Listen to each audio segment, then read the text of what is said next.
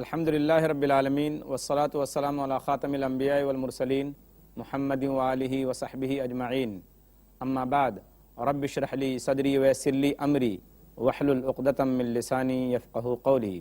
ناظرین کرام، تحفہ رمضان کی یہ 23ویں نشست ہے، اس میں آپ تمام حضرات کا پرتپاک استقبال ہے۔ السلام علیکم ورحمۃ اللہ وبرکاتہ۔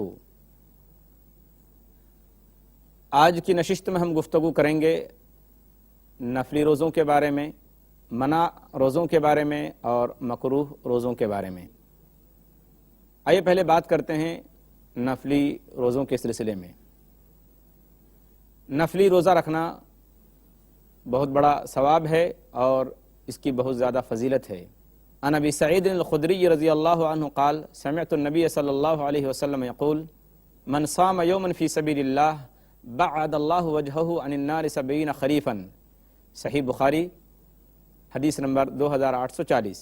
اس حدیث کا ترجمہ یہ ہے، اللہ کے رسول صلی اللہ علیہ وسلم نے فرمایا کہ جو شخص ایک روزہ اللہ کی راہ میں رکھے تو اللہ تبارک و تعالیٰ اس کے بدلے 70 سال تک کی جہنم کی آگ سے دوری کر دیں گے۔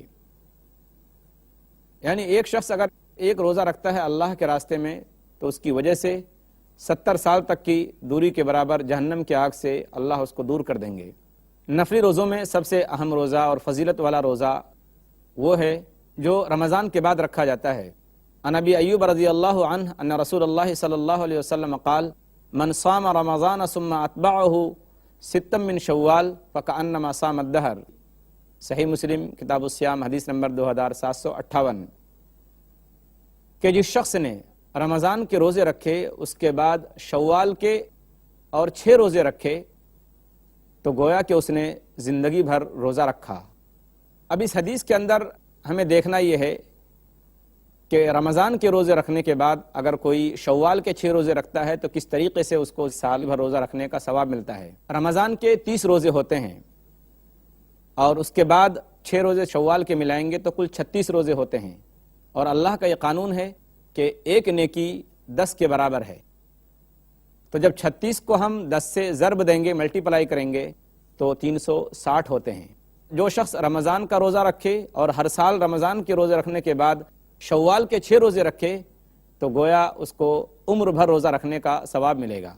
یہاں ایک دو بات شوال کے روزوں کے سلسلے میں بتانا بہت ضروری ہے۔ پہلی چیز تو یہ ہے کہ شوال کے 6 روزے ایک ساتھ رکھنا ضروری ہے یا الگ الگ دنوں میں۔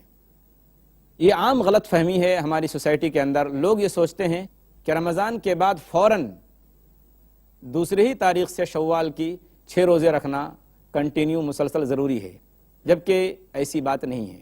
یہ روزے 6 ہونے چاہیے اور شوال کے مہینے میں ہونے چاہیے، اب چاہے ایک ساتھ رکھے یا الگ الگ دنوں میں رکھے۔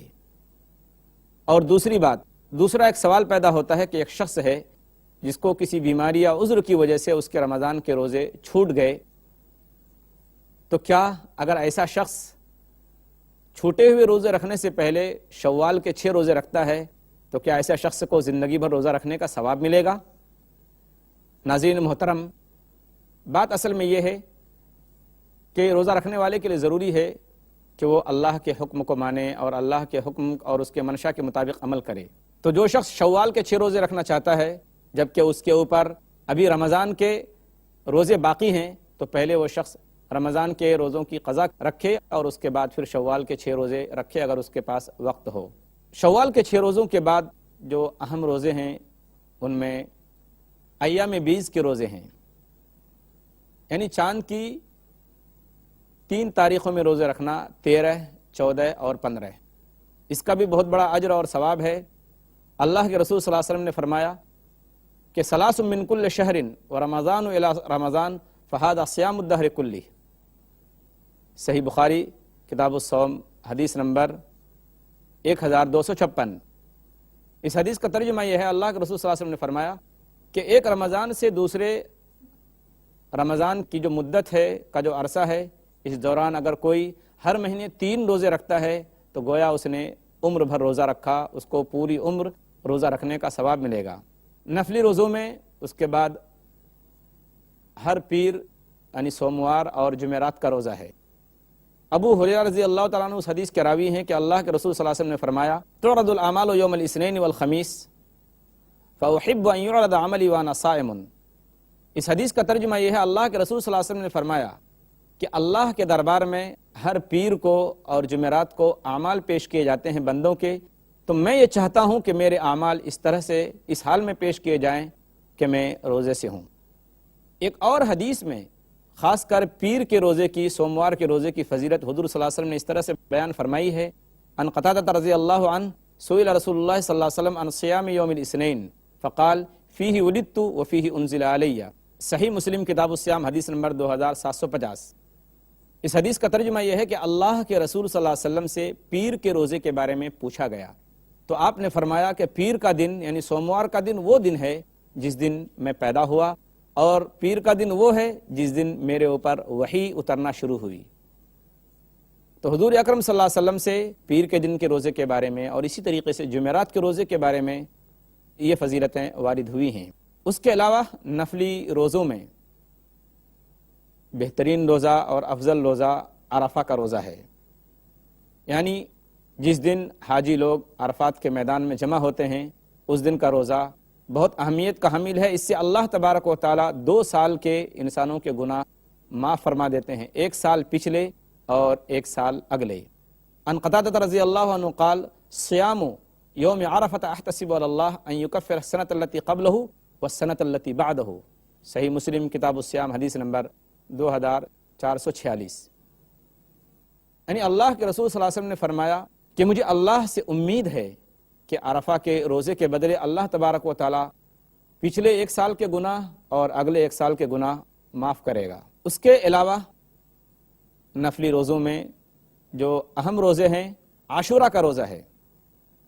عاشورہ کے روزے کی بہت اہمیت ہے اور بہت فضیلت ہے۔ اللہ کے رسول صلی اللہ علیہ وسلم نے فرمایا کہ وصیام یوم عاشورہ احتسب علی اللہ ان یکفر السنۃ التي قبلہ۔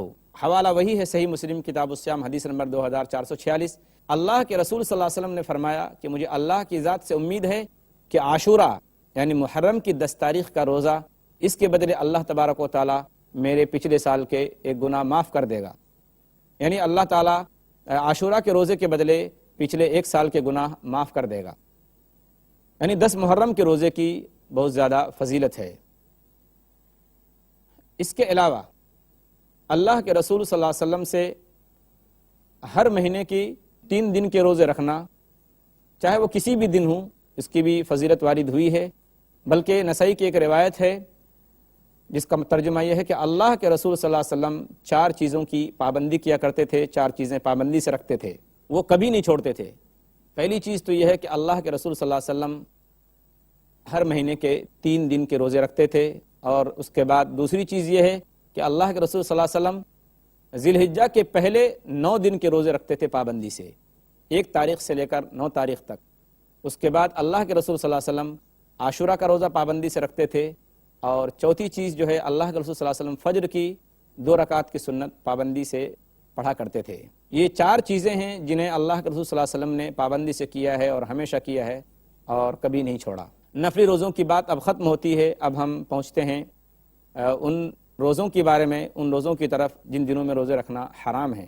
جن دنوں میں روزے رکھنا حرام ہے ان دنوں میں سب سے پہلے 2 دن، ایک تو عید کا دن ہے عید الفطر کا، اور دوسرا دن عید الاضحیٰ یعنی قربانی کا دن ہے۔ ان 2 دنوں میں روزہ رکھنا حرام ہے، ناجائز ہے۔ حضرت عبید رضی اللہ تعالیٰ عنہ کہتے ہیں شہدت عمر بن الخطاب فقال ہذان یومان، کہ میں عمر بن خطاب رضی اللہ تعالیٰ عنہ کے ساتھ حاضر ہوا تو آپ نے کہا کہ اللہ کے رسول صلی اللہ علیہ وسلم نے ان 2 دنوں میں روزہ رکھنے کے لیے منع فرمایا ہے۔ پہلا دن یعنی عید کا دن جس دن تم روزہ توڑتے ہو، اور دوسرا دن جس دن تم قربانی کا گوشت کھاتے ہو یعنی قربانی کا دن عید الاضحیٰ کا دن۔ صحیح بخاری کتاب الصیام حدیث نمبر 1990۔ تو ان 2 دنوں میں روزہ رکھنا حرام ہے، ناجائز ہے۔ اس کے علاوہ اور 3 دن ہیں جن دنوں میں روزہ رکھنا حرام ہے۔ کل ملا کر یہ 5 دن ہوتے ہیں۔ ایام تشریق میں روزہ رکھنا منع ہے۔ ایام تشریق کہتے کس کو ہیں؟ عید الاضحیٰ کے بعد یعنی 10 تاریخ کے بعد 13 تاریخ تک، 11، 12 اور 13، ان 3 تاریخوں میں روزہ رکھنا حرام ہے، ناجائز ہے۔ حضرت عائشہ رضی اللہ تعالیٰ عنہ اور ابن عمر رضی اللہ تعالیٰ عنہما کی روایت ہے کہ لم یرخص فی ایام التشریق ان یصمن الا لمن لم یجد الہدی، صحیح بخاری کتاب الصوم حدیث نمبر 1998۔ اس حدیث کا ترجمہ یہ ہے کہ اللہ کے رسول صلی اللہ علیہ وسلم نے ایام تشریق یعنی 3 دنوں میں 11 ذی الحجہ، 12 ذی الحجہ اور 13 ذی الحجہ، ان 3 دنوں میں روزہ رکھنے کے لیے اللہ کے رسول صلی اللہ علیہ وسلم نے منع فرمایا۔ البتہ اجازت دی ہے اللہ کے رسول صلی اللہ علیہ وسلم نے ایسے حاجی کو ان 3 دنوں میں روزہ رکھنے کی جو حاجی مینا کے اندر ہو اور وہ قربانی نہ کر سکتا ہو۔ جو حاجی قربانی نہ کر سکتا ہو اگر وہ ایام تشریق میں مینا کے اندر روزہ رکھے تو اس کے لیے اجازت ہے، اور اللہ کے رسول صلی اللہ علیہ وسلم نے اسے رخصت دی ہے کہ ایسا حاجی ایام تشریق میں بھی روزہ رکھ سکتا ہے۔ اللہ کے رسول صلی اللہ علیہ وسلم سے گویا کہ کل 5 دنوں میں روزہ رکھنا حرام ہے، جس کا ذکر میں نے آپ کے سامنے کیا۔ پھر سے اس کو ایک بار تازہ کیجئے۔ ایک تو عید الفطر کا دن یعنی شوال کی پہلی تاریخ کو، اور دوسرا عید الاضحیٰ کا دن یعنی قربانی کے دن، اور اس کے بعد قربانی کے بعد لگاتار 3 دن